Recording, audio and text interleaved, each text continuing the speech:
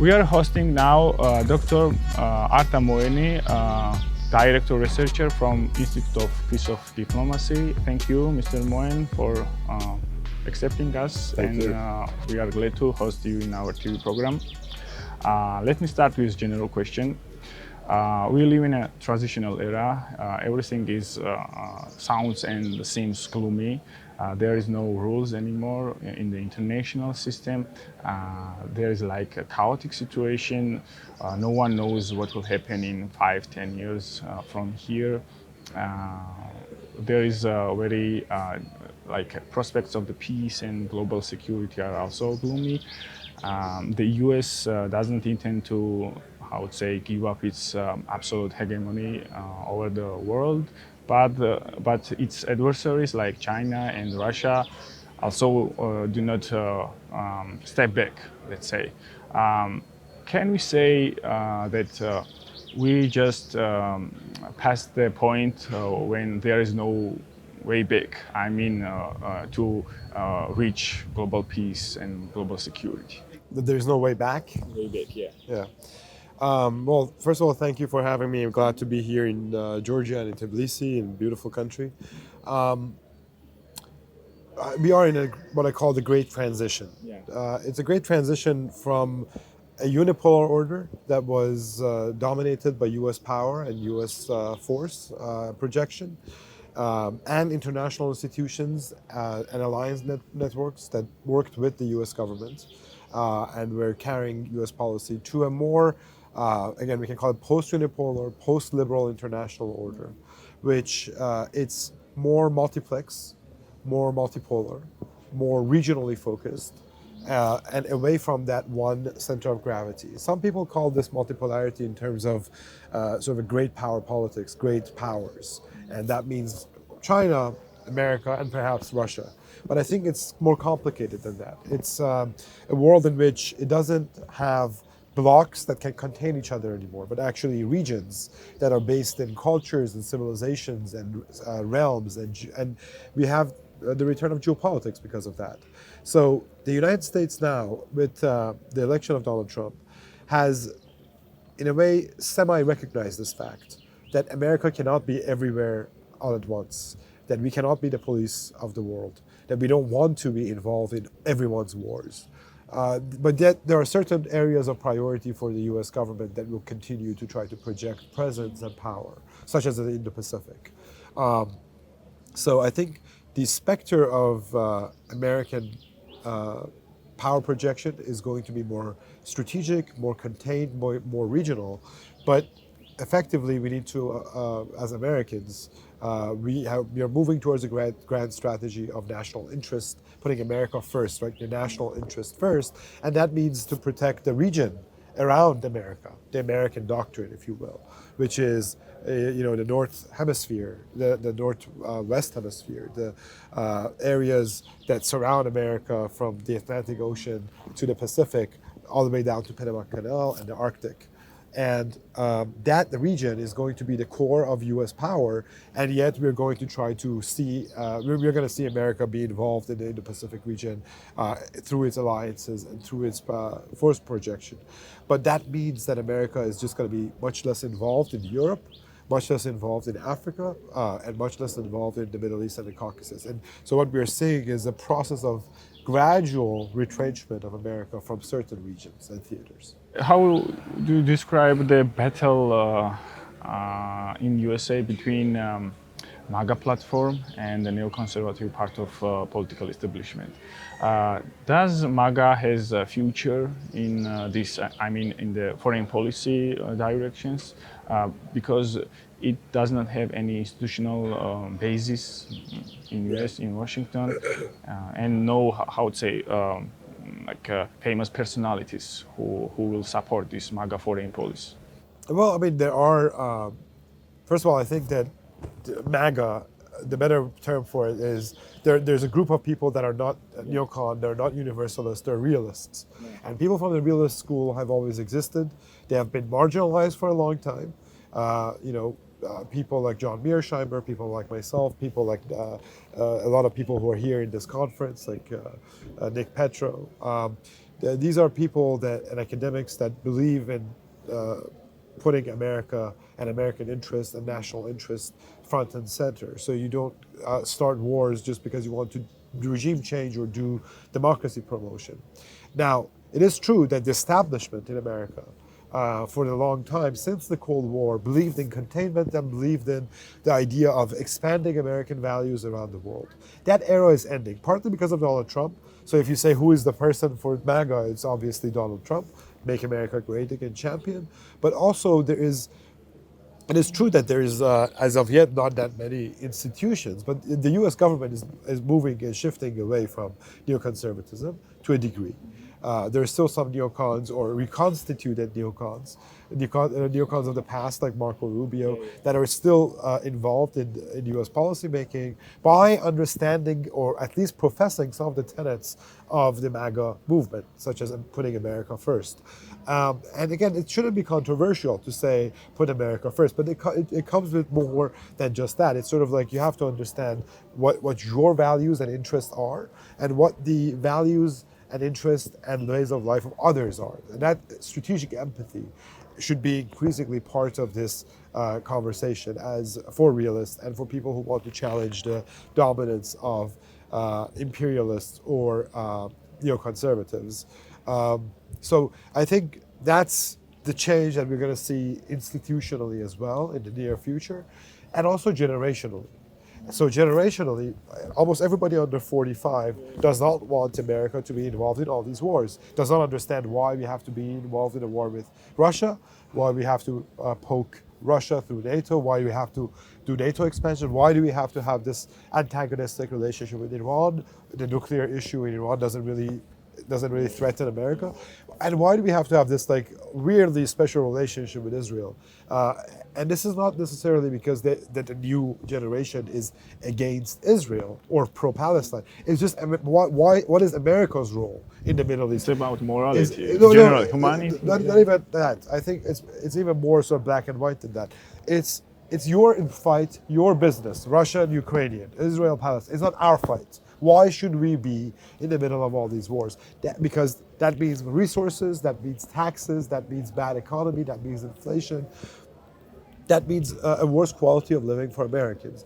And so that is the kind of mindset. So my point is more and more Americans on the right wing side of the equation, if they're younger, want America to dispose of these conflicts. Now, there is an element about sort of the humanitarian aspects of war and everything else that exists in the younger left-leaning Americans. But since your question was about MAGA, there is a lot of generational shift within the Republican Party away from this globalist position and towards a much more America first or regional position. Several days ago, global nuclear security also was shaken when Ukraine attacked the nuclear-capable airplanes in Russia. In this context, in this situation, how do you see the future of these negotiations holding in Istanbul? Will it be like, will it give us some essential decisions, or it's like cosmetics about these conflicts? I think the war will come to an end ultimately when Vladimir Putin and Russia decide that they have enough leverage and Ukraine basically decides that it can accept the concessions that it has to give to Russia for the war that has been happening. Ultimately, America cannot be party to this war. And I see part of this new aggression by Ukraine to be part of signaling to Washington that no, we do have the cards. You know, it's not by coincidence that it happened right after Lindsey Graham, the most hawkish American senator, the friends of John McCain, the guy who is responsible, in my book, him and Victoria Nuland are responsible in part for the Russia-Ukraine war. He has more of the blame for the war than Vladimir Putin, or frankly, Zelensky does. By selling the message that you can actually have this kind of, you can have your cake and eat it too. You can have American support that's unconditional, that will not end, and all you need to do is bloody Russia, and we will back you, which is a lie. America does not have the interest, the willpower, the capability even to back Ukraine over the long term. So I think part of this Blumenthal-Lindsey Graham visit to Ukraine was to give him the green light and say this U.S. Senate, the establishment wing of the U.S. foreign policy establishment, backs any action, any aggression that Ukraine needs to make. So we can signal to Putin and to the MAGA world and to Donald Trump that Ukraine is not a pawn. But the matter of fact is that in I think by the end of this year, we will see a huge Russian offensive and much more land taken by Russia, and will make the prospect. The reason people who are advocates for peace and diplomacy, like myself, advocate for peace talks and an understanding that's based on reality on the ground, is because we don't want more Ukrainians and more Russians, frankly, to die. And so I think that all this will be for naught. It raises the risk of a confrontation, of even a nuclear confrontation and escalation, which nobody wants. But it actually doesn't achieve anything. So Ukraine will never be able to get rid of this Russian presence in its east, and Ukraine brought this on because it bought into the lies of the establishment, globalist, neoconservative wings of U.S. foreign policy. Let's turn to another critical point in the world. It's called Middle East. The let's call it unrecognized war between Israel and Iran. Okay, when we have personality like Benjamin Netanyahu, how it's possible to reach some consensus or compromise between the U.S. and Iran talks right now in Oman? So you're right that Benjamin Netanyahu. I mean, he consistently presses to attack Iran, and it's his like main goal, like Israel's ultimate goal, to influence whole Middle Eastern region. So ultimately, I think you're absolutely right. Ultimately, that that what Israel wants, I think less than a war, what Israel under Netanyahu wants is to ensure that a U.S. Iranian deal, a kind of a détente, can never happen. So long as Iran can be used as an enemy, as a threat, as an existential threat for Israel in the Western media circles, it could be used to support Israel. So Israel says that it is a righteous party fighting against this existential threat.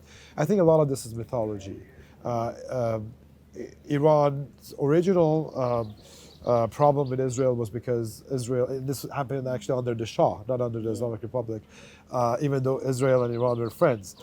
Iran was always objecting to the fact that Israel was going to become a sort of a US or Western base in the region. That was always against Iranian national interest at the time.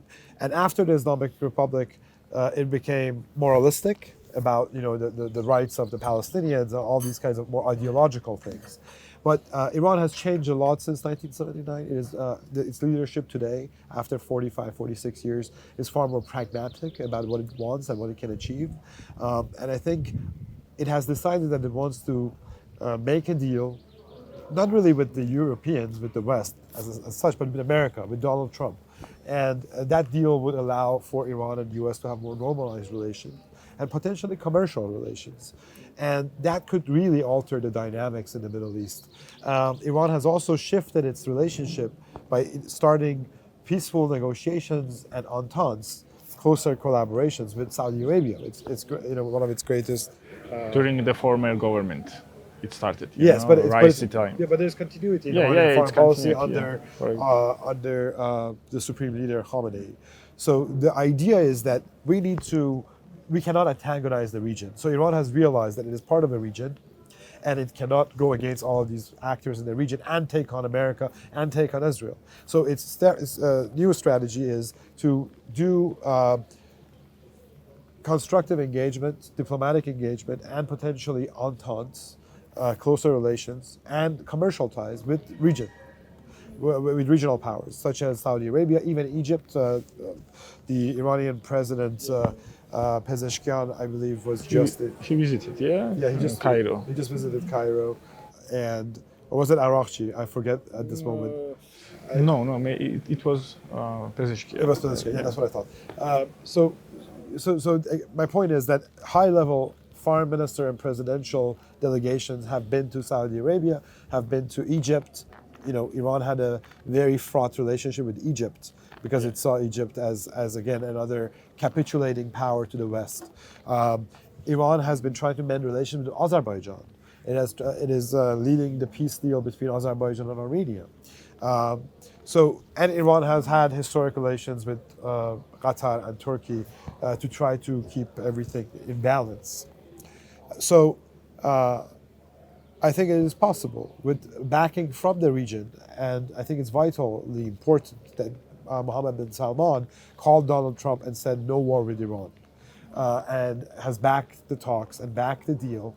And the region accepts the nuclear enrichment in Iranian territory principle of the Iranians. And Iran accepts that they can also be part of a consortium to enrich their own uranium. So the whole thing that I'm trying to make here is that Iran and the region at large are moving towards a peaceful coexistence model, turning a page on what was a very sort of post-Islamic Revolution antagonistic contained model of containment.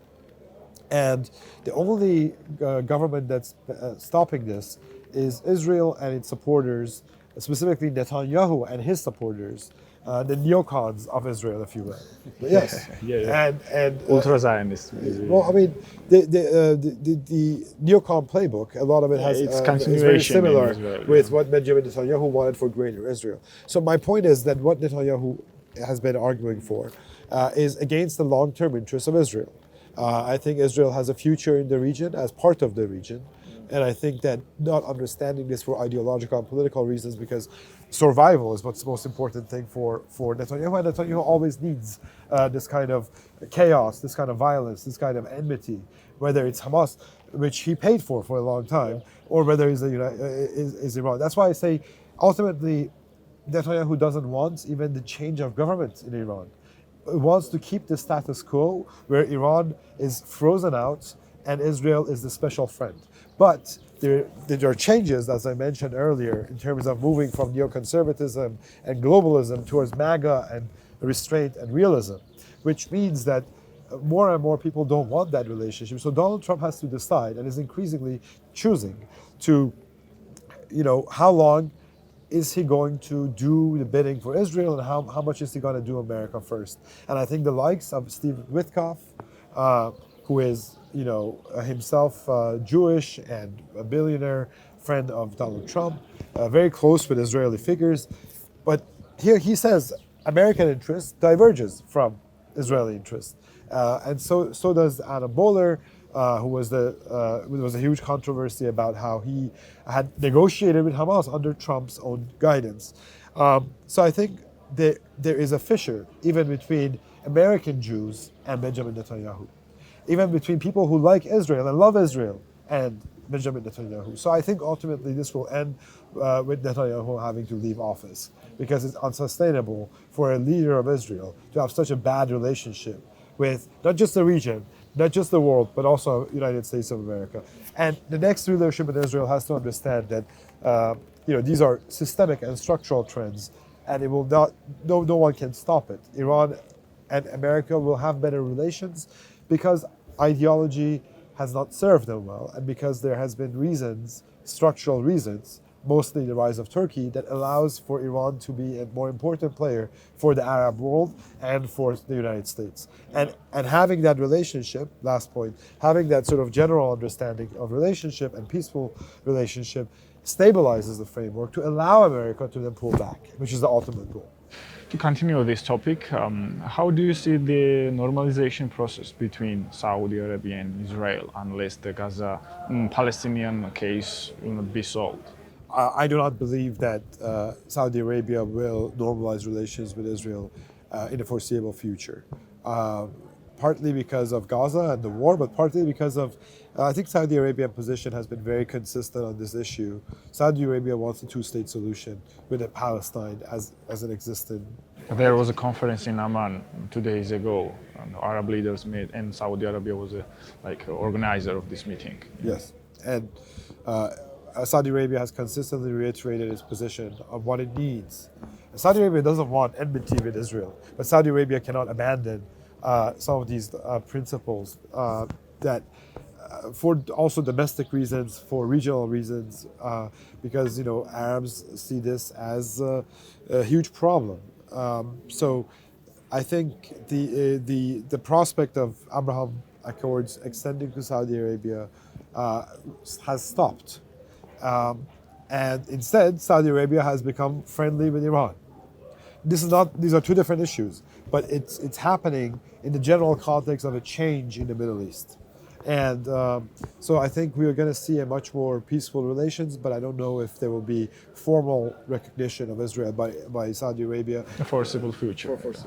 Someday maybe. Yeah, I mean, like, again, if there is ever a solution to the question of Palestine and the question of Israel as to how they're going to negotiate all disputes will be solved immediately, maybe. Yeah. I don't think so. I mean, interestingly, I think again, I believe that we need to look at the world through the lens of geopolitics, not through the lens of ideology or even morality. So, what does that mean? It means that we have to see what are these countries, and so I believe that in the long term, Israeli interest, Iranian interest, and Saudi Arabian interests are colliding, coming together, converging. They are converging against the dominant position that Turkey sees for itself as a neo-Ottoman empire. And because of that, we're going to have this axis.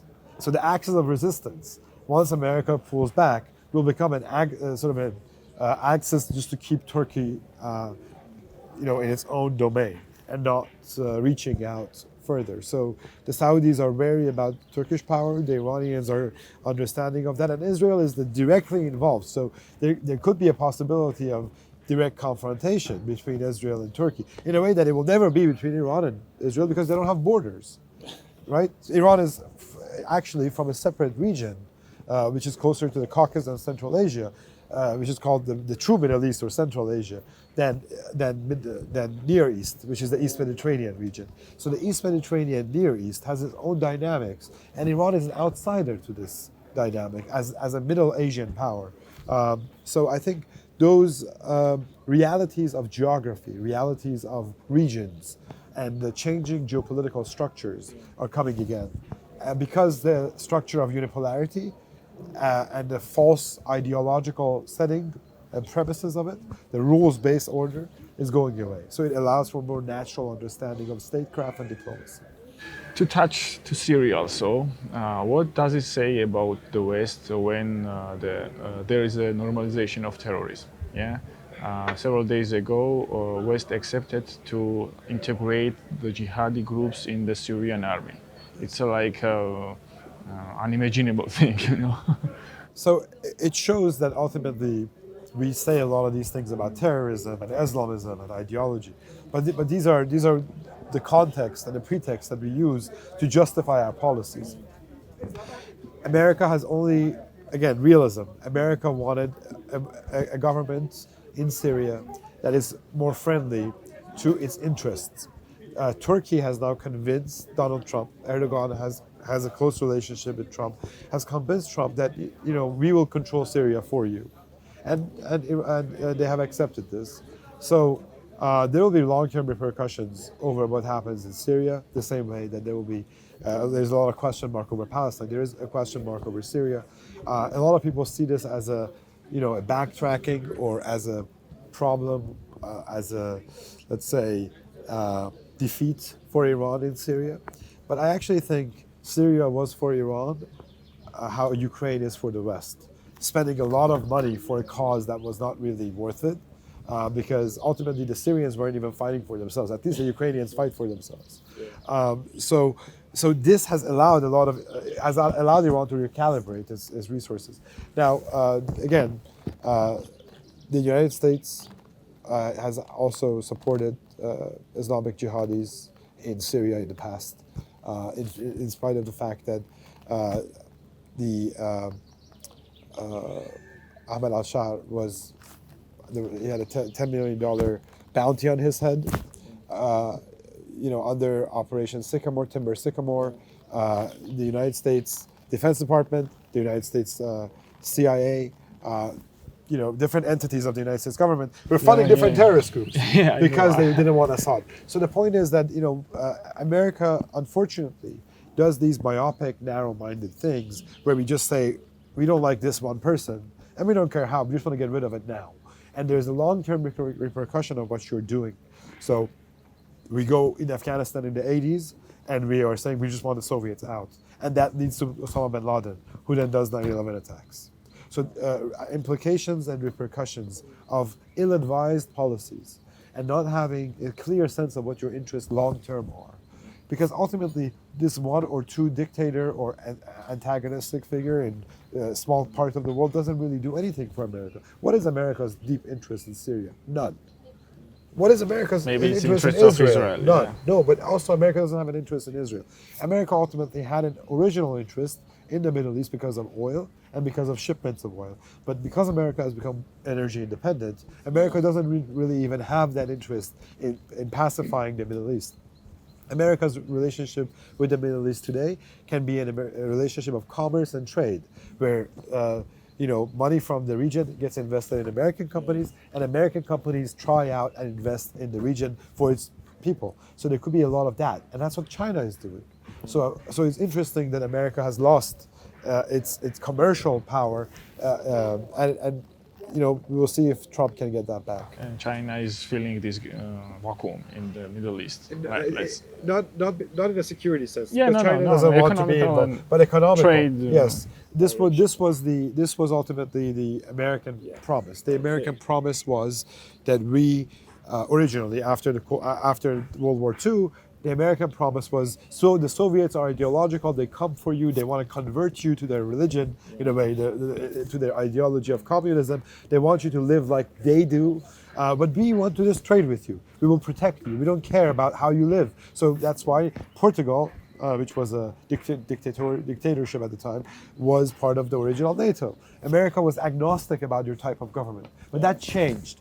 And instead we said, no, we care about what kind of government you have. Well, how close are you to us? And if you're not, we're not going to support you. So that kind of a litmus test, that moralism, that has made America less attractive to even countries like Saudi Arabia, because for multiple democratic governments, U.S. governments under Democrats, like under Obama.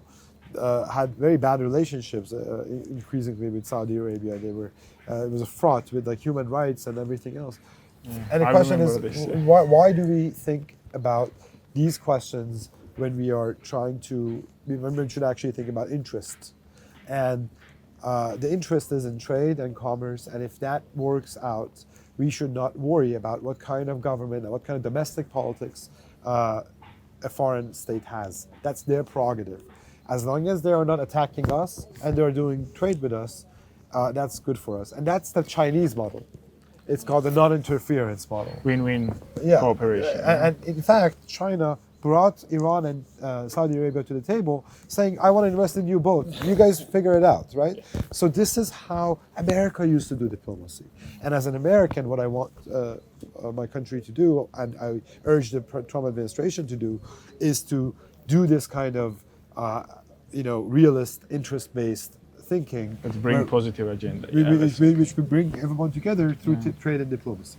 Okay, that's final question. The South Caucasus region is one of the touching points of geopolitical interests. This is a small region. Maybe it's not in the priorities of the big powers, but it's important somehow. How do you see the future of this region in this transitional era? How do you evaluate the prospect of this region? We often talk about this middle corridor from China to EU. How do you see this route? Just to answer it shortly, I think it is a touching point of civilizations. Three different civilizations come together: the Iranian, Turkic, and the Russian. And then there's also the geopolitics aspect of it. So China, Iran, Russia, and the United States, and the EU now. So you have a fault line region.